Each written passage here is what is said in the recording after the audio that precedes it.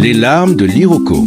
Dans les profondeurs verdoyantes du sud-ouest du Nigeria, niché entre les collines d'Ozin et les rivières sacrées, se trouvait le village d'Agbe. Là-bas, les traditions n'étaient pas de simples coutumes, elles étaient des lois sacrées transmises par les ancêtres eux-mêmes.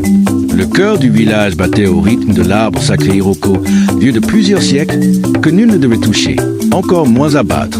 Mornik, une jeune fille au regard profond et à l'âme éveillée, vivait avec sa grand-mère Mama Ireti, une ancienne prêtresse retirée. Orpheline depuis ses 6 ans, Mornik avait grandi entre les contes mystiques et les prières nocturnes. Elle portait une tache de naissance en forme de lune sur l'omoplate gauche, que sa grand-mère appelait le sceau des esprits. Un jour, un homme d'affaires venu de Lagos proposa au chef du village de raser une partie de la forêt sacrée pour y installer une usine. L'arbre Iroko se dressait exactement sur l'emplacement convoité.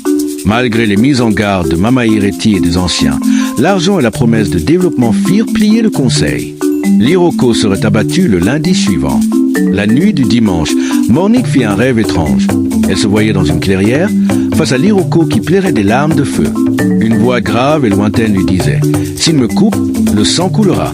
Toi seul peux me sauver. » Le lendemain matin, elle courut prévenir sa grand-mère, mais Mama Ireti était introuvable. Seuls ses habits reposaient au pied du petit hôtel familial. Convaincue que sa grand-mère avait été emportée dans le monde des esprits pour la guider, Mornik alla trouver les anciens. Elle leur raconta son rêve et leur supplia d'arrêter les bûcherons. Ils rirent doucement, la prenant pour une enfant trop nourrie aux légendes. Mais lorsque la hache toucha le tronc de l'Iroko, le ciel s'obscurcit soudain. Une pluie noire s'abattit, les oiseaux tombèrent du ciel et les tambours, accrochés aux arbres sacrés, se mirent à résonner seuls. Le sol se fendit, avalant une partie du chantier, et l'homme d'affaires de Lagos disparut mystérieusement. Le soir même, le village entier se rassembla autour de Mornik. Les anciens, pris de peur et de remords, la déclarèrent émerveillée, l'enfant du monde invisible.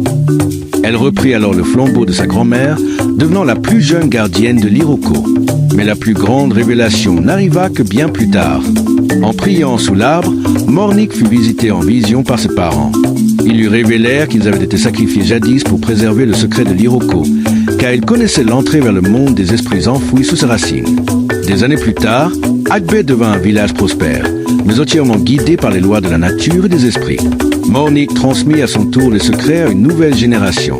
L'Iroko, plus grand que jamais, se dressait toujours, et ceux qui passaient devant lui entendaient parfois des pleurs doux comme le vent.